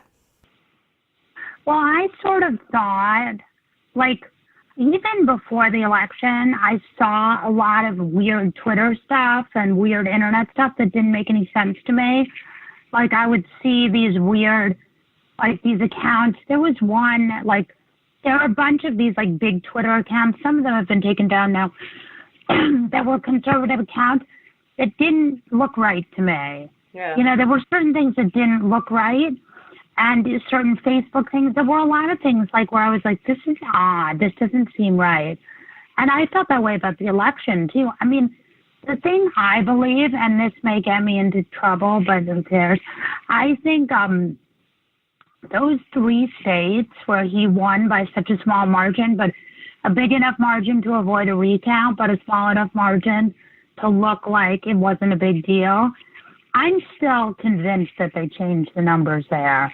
I'm convinced. I mean, I just am convinced. I think I'm not, I think I'm like, actually, as a Russia person, like, I definitely believe they've taken advantage of us. I definitely believe they're in there doing a lot of stuff, but I tend to be more cynical in a certain way because I'm very friendly with Rick Wilson and also with Tom Nichols, and they're both very much like, they believe for sure in this Russia stuff, and they believe for sure in collusion, but, they're less about the conspiracies and more about the idea that, that the Trump world just did the dumbest, easiest thing. That it's more of an Occam's razor thing, that it's not so much like, yes, it's a conspiracy, yes, there's collusion, but it's not necessarily as, I mean, it's a Le Carre novel for sure, but it's not that complicated. Things are what they look like. Right. Well, it's important to remember that when the intelligence community briefed Obama and Trump and then came out with their report, which the Senate Intel Committee has backed in their findings, in their preliminary findings on the Russia investigation, they never said that they had proof either way, or that they investigated whether or not the vote count was changed. That's never been disproven, much like nothing in the dossier has ever been contested. But they certainly, if there is evidence of that, we don't have it. It hasn't been made public. But I do have faith, if there is evidence in that Mueller has it. Yeah, that's what we all hope. But yeah, we can't just hinge our hopes on the Mueller investigation, though, right? We have to get involved on the ground like you did, and push and flip this House and flip the Senate, right? Yes. I mean, a good thing to look at is Jason Kander. You know him? He's an incredible politician, and he has a Let America Vote. It's a charity. You should check it out. There's a lot of good stuff about voter stuff. I mean, I personally, my dream is that we have an opt-out voter registration where you go in, you get your driver's license, and you register to vote when you get your driver's license. That's my dream. I don't think we're anywhere near that, but because really that is the most important thing, is that we have a way for people to be able to vote. I also wish we had elections on Saturday or Sunday. Yeah, or had a national holiday for them. Yeah, exactly, or national holiday. The Tuesday voting really punishes working people. We don't need Columbus Day. We can get rid of Columbus Day. I mean, how do you even celebrate Columbus Day? Like, walk to the wrong house and murder everybody there? It makes no sense. Let's get rid of that and put in a national voting holiday. I'm with you on that. And or you could vote on Columbus Day. Exactly. I think that would be a much better idea. We don't have to add to the federal holiday list. Well, Molly, I want to ask you really quick before I let you go here. First of all, I follow you on Twitter. Everybody should follow you on Twitter. Thank you so much. And so tell us your Twitter handle. What is your Twitter handle? It's Molly Jong, like Kim Jong, Jong, Fast, F-A-S-T, as in speedy, and it's all one word. All right, great. And finally, before I let you go, in the Mueller, She Wrote Fantasy Indictment League, our listeners get to choose people that they think will be indicted this coming week. And who would you recommend that they choose? Maybe like throw out 3 names, give them some recommendations. Who do you think might be indicted this week? I mean, I think eventually, or I really believe, but I don't know if it's going to be this week, but my belief is that Junior and Jared will eventually be indicted.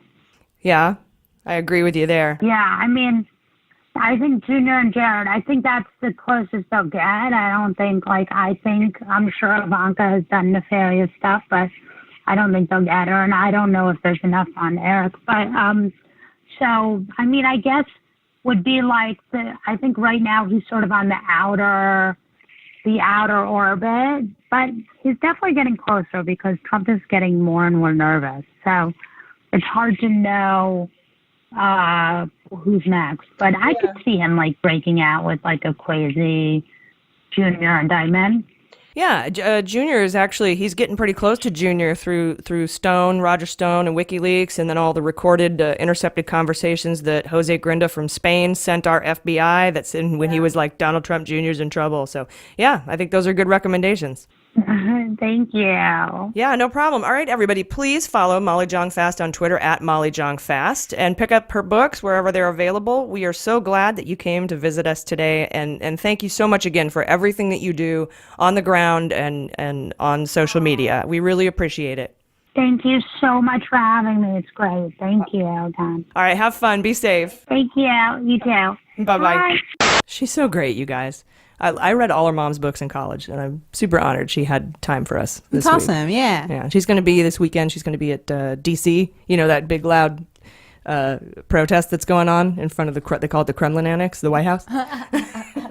And they're like having like brass bands and mariachi bands, and they've been out there for 2 weeks. That sounds amazing. Yeah, I'm going to be in D.C. August 6th through 9th. I'm going to head out there and check it out. I'm staying right by DuPont Circle, right between DuPont Circle and the White House, so I'm totally checking that out. When Trump leaves office, I hope they fumigate it.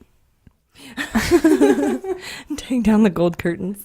Just a giant termite tent around it. That would be funny. Can somebody do that? Yeah, just cleanse this, please, before we start again. Jesus Christ. Somebody Photoshop a termite tent around the White House. That would be great.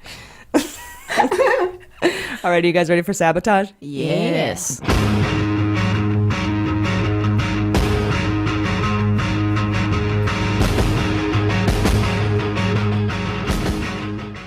Okay, remember earlier in the show when I said that Ellis was going to publish the witness list for the prosecution in the Manafort trial? Well, he did it. He did it late Friday. It's got 35 names on it, and they are mostly bankers, accountants, tax guys, and luxury vendors. So I have a quick breakdown for you. Obviously, Rick Gates is on the list, right? Yeah. Along with the 5 people that got use immunity that Mueller asked for, right? 2 of those guys with immunity worked at the bank with Koch that lent Manafort $16 million in exchange for a job as Secretary of the Army. I just picture this guy, like, getting ready for it, playing with little green army guys. Like, I'm going to be Secretary of the Army. Oh, my goodness. Apparently, he called up the Pentagon. He's like, yeah, I'm going to be the new Secretary of the Army. Can you send me some briefs and stuff? And people at the Pentagon were like, no. Yeah. No. And Manafort had left the campaign. That's just so weird. There's also Tad Devine. Jordan, you talked about him earlier. Then there's a bunch of luxury vendors, including Irfan Karimka. Okay, that's Manafort's Yankees ticket hookup. Okay, doesn't sound mobby to me at all. There's a guy named Maximilian Katzman who sold Manafort expensive suits to the tune of $850,000. One suit?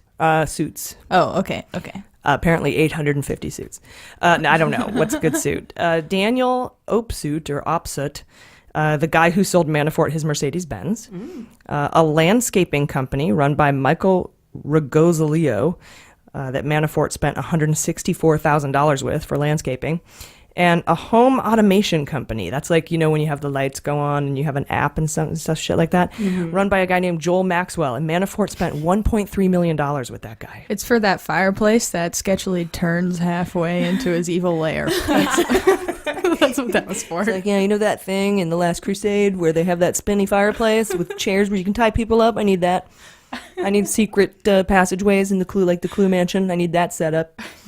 And then I need a weird, creepy room where I have my orgies that I can turn the lights on and off with my voice and turn on Barry Manilow. Can I have that?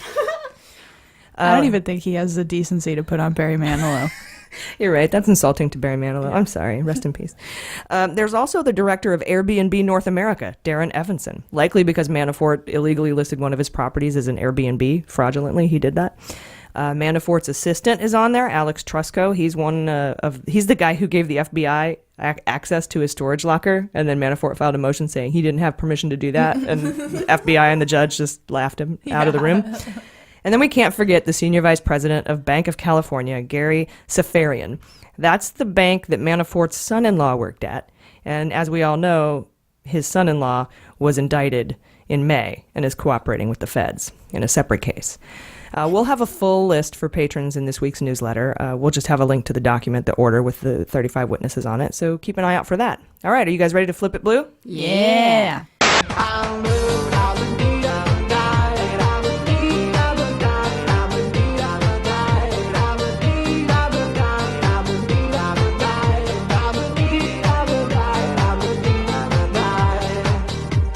Today, Mueller, she wrote, we have a very special guest. He's a congressional candidate running in the 49th District of California, Mike Levin. He is a fantastic and brilliant individual, and we have a lot of faith in him, so we're super happy to get to ask him some questions today. Thank you so much for having me, and I will try to live up to that very kind introduction. Yeah, I've spent all day watching awesome interviews with you. I'm super fired up and ready to ask you some questions here. So just to start out, could you give us a quick background on you, why you decided to run, and some things you stand for? Well, sure thing. My background is largely in Democratic politics. I've been involved with campaigns. Used to run the Democratic Party in Orange County, California. And I also am a clean energy advocate and an environmental attorney. I've been focused for the last decade or so in my legal work and my regulatory work on trying to move towards sustainability and reduce the greenhouse gas emissions from both power generation and transportation. Founded the Clean Energy Related Trade Association in Orange County, and also served on the board of one of the larger environmental and energy-related nonprofits. And really was very content doing all that work, working on climate change mitigation and sustainability. And then Donald Trump started running for president, and I just felt compelled to stand up and to try to do everything I could to prevent him from becoming president. I felt then, as I still do, that he really represented an existential threat to our democratic institutions, our free press, our independent judiciary.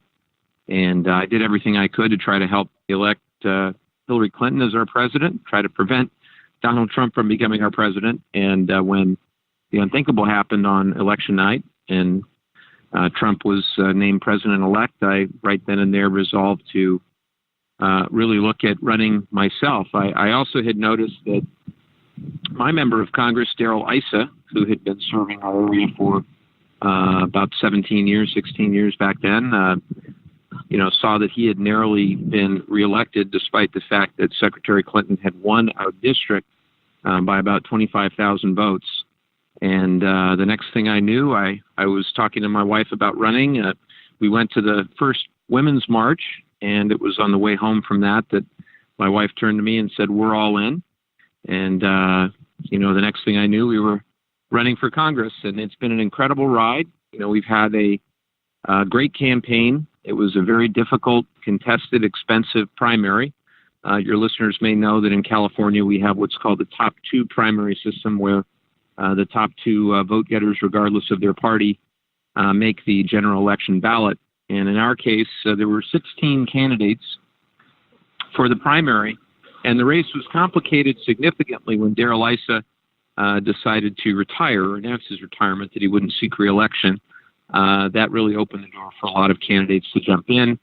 I wound up as one of the top two, along with Darrell Issa's hand-picked successor, a woman named Diane Harkey, who had served as a California Assembly member, now is on our Board of Equalization. So we're really fired up. I think one of the great things to happen in the primary on June 5th was that 51.5% of those who voted Democratic.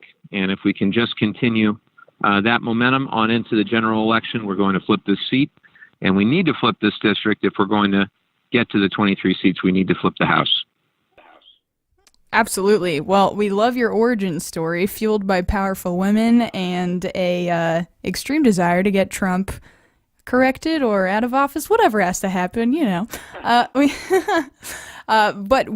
So your district is very interesting. We ourselves are in California, San Diego. We're a little bit south of where your district line is. Yeah.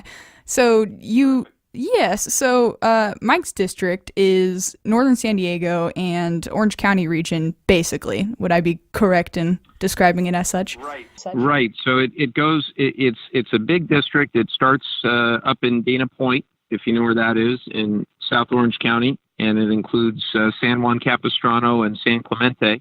And then you've got Camp Pendleton, of course, and then all of North County. So you've got Oceanside, Carlsbad, Vista, Encinitas, Solana Beach, Del Mar, all the way down to UCSD, a little bit of La Jolla, and then inland to Rancho Santa Fe and a little bit of that more Republican area. But it's changing. Even that area is changing. We've got these meetings of the Rancho Santa Fe Democratic Club that have 200, 300, 400 people at them. So the entire region, I think, is ready for a change. They're ready for a representative who's actually going to try to get things done for the community, not just for the special interests and for the top 1%.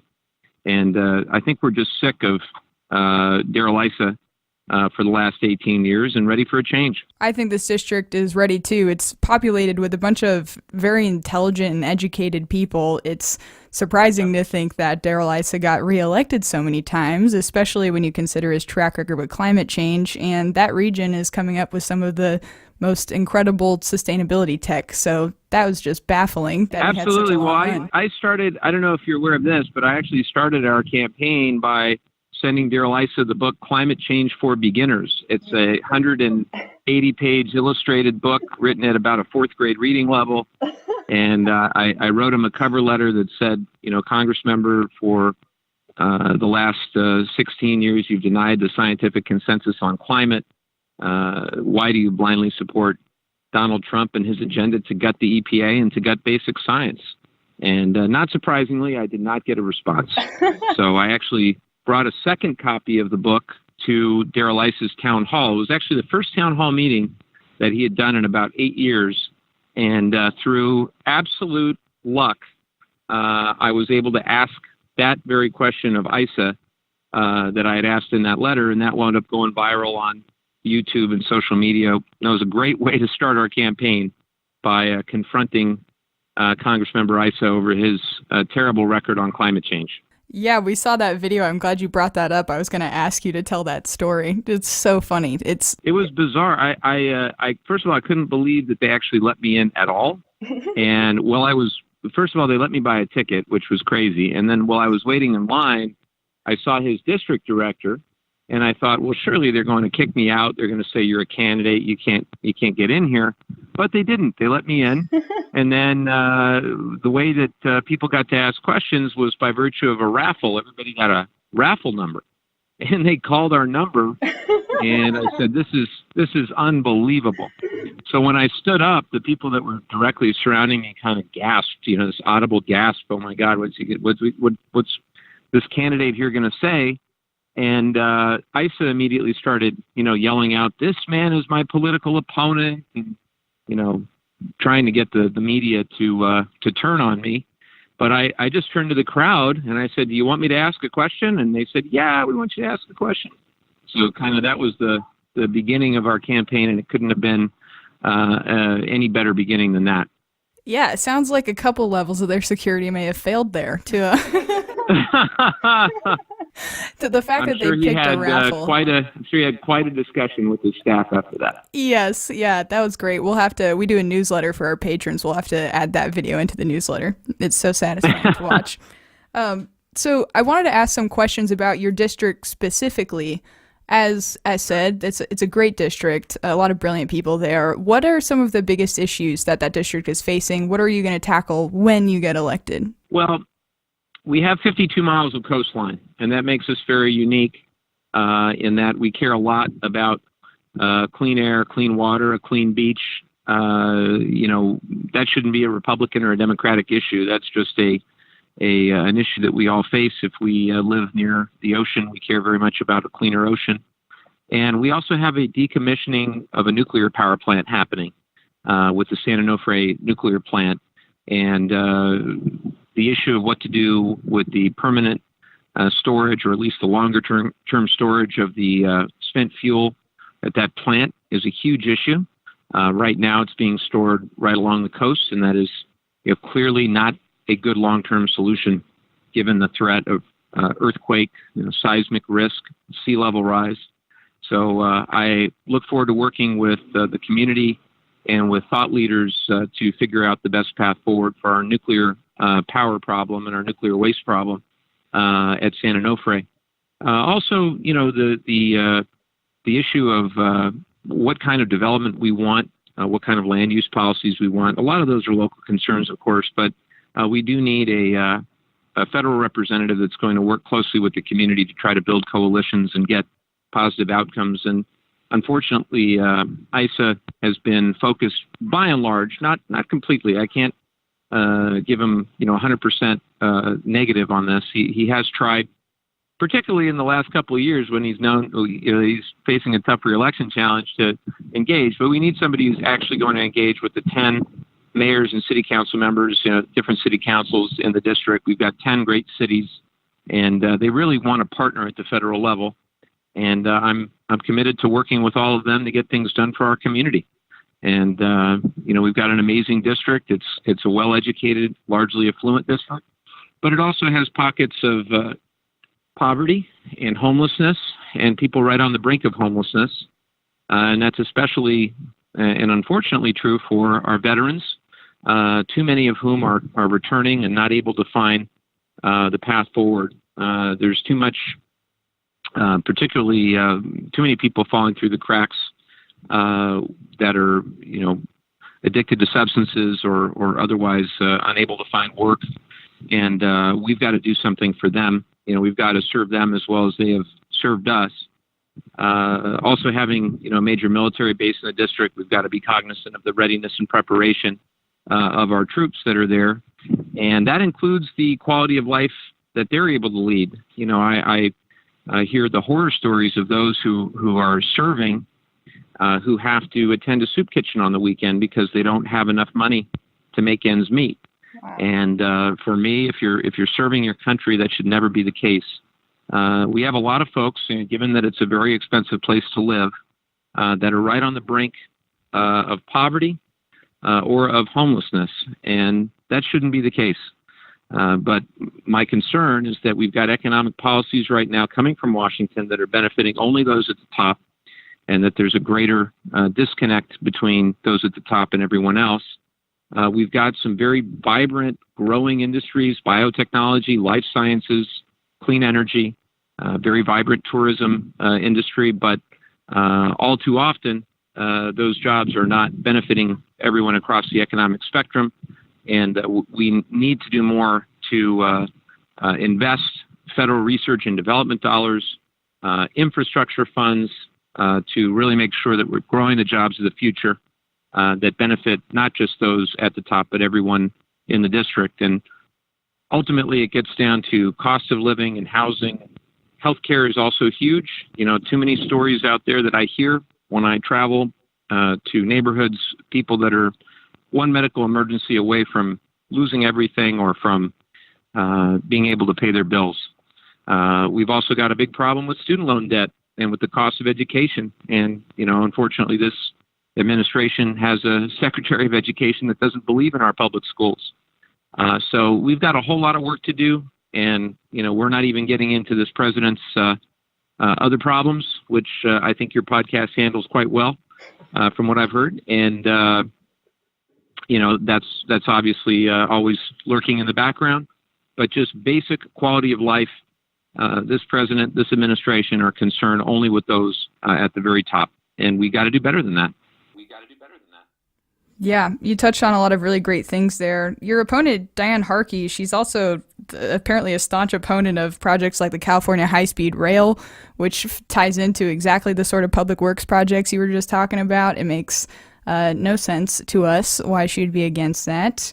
There's a lot of, she has just rattling off all of the negative things that we hear Mueller think about her. She has a A rating from the NRA, which now especially is very interesting to us because, as you know, we're covering the Mueller investigation and the NRA is looking like it is having closer and closer ties to potential crimes within that investigation. So this is a nice segue. We would be remiss if we did not ask you about the Mueller investigation. When elected, what are you expecting the landscape in Congress to be in regards to that investigation, and what are your opinions about it as it stands now? Well, the first member of Congress to endorse me was Adam Schiff, and I look at Adam as a friend, as a role model in many ways, really trying to speak truth to power, and it's all about protecting our institutions and protecting the ability for our law enforcement professionals, the intelligence community, to be able to do their jobs. And I think, obviously we need to see where this evidence takes us. But the more that we hear, it doesn't take a rocket scientist to see that this president is deeply corrupt. The extent, the depth, and breadth of the corruption, we're learning on a daily basis, sometimes on an hourly basis. And I can tell you that we need subpoena power. We need members of Congress who are going to not be afraid to hold hearings and speak truth to power in a real way, in an authentic way, not in a Devin Nunes way, but in a way that actually will make the American people proud again of their Congress. And I have no doubt that if the Democrats retake control, that Adam Schiff, as chair of the Intel Committee, and others that are actually exercising our oversight responsibility, holding the hearings necessary, issuing the subpoenas necessary to get to the truth, that will be a great service to the American people. And ultimately, we need for Mr. Mueller to conduct his investigation free of political interference. I'm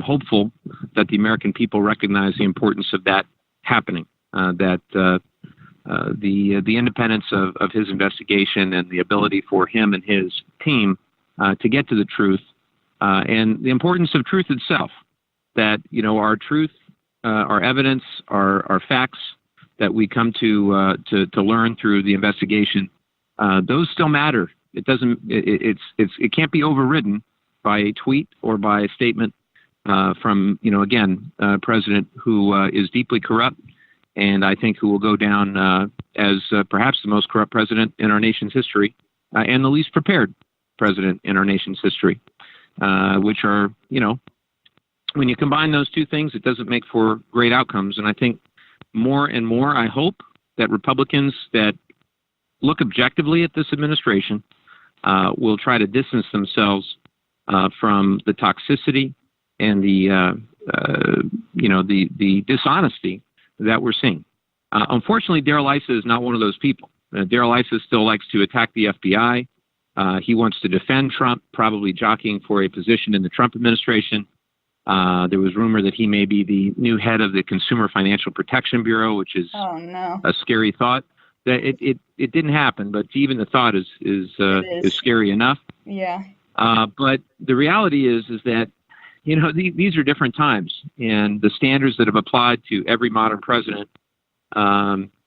Obviously Richard Nixon went through what in hindsight may turn out to be a great precursor to the events that are unfolding here.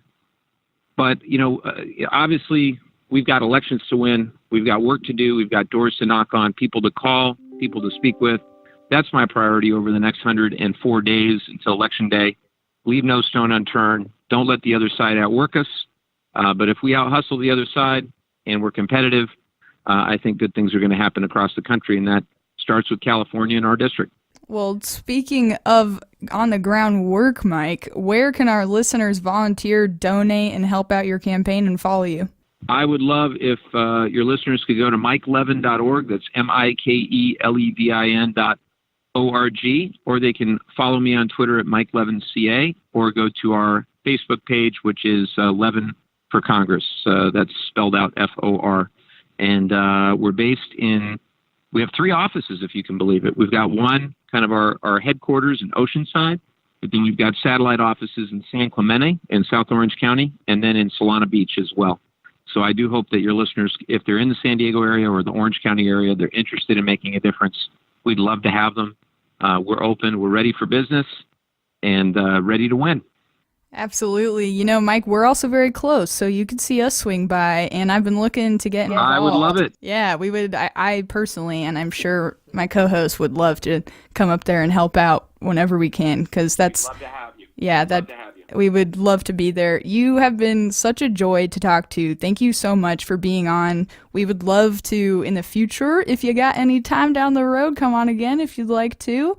All right. Well, Mike Levin, you have been fantastic to talk to. We wish you the best of luck. We have all the faith in the world that you have the ability to win this thing. And listeners, please, if you can, come out, support. If you're in the district or close to the district, come around, do some grassroots work. We'll come up with you and we'll work together. And if you've got any of that cash to send along, even if it's small amounts, go ahead and give what you can, because this is... Hey, that's how we win. Exactly. We've had over 100,000 donations, about $25 average donation. So that's how we win. It is how we win. Yep, that's how Obama won, and I think we can do it again in your race as well. So we will talk to you soon, my friend. Thank you so much, and best of luck on the campaign moving forward. Thank you all. Great to speak with you. I look forward to doing it again. Bye-bye. Bye-bye. All right, you guys, that's this week's show. I thought it went pretty well. Oh, yeah? It's a mini megasode. Mini megasode. Yeah, I like it could that. have been longer. Also, quick note, we were serious about trying to get people together to go volunteer for Mike Levin. So if you're in San Diego, hit us up, email us, tweet us, whatever. Or Orange County, right? Yeah. Sorry. Yeah, that's so true. We're going to Orange make a trip County. out of it, yeah. And there's already some of you already doing stuff, and we're late to the game. Yeah, so sorry about that. Let's get together and go do some stuff. Totally. You guys, this has been awesome. I've been AG. I've been Jaleesa Johnson. I've been Jordan Coburn. And this is Mueller, She Wrote.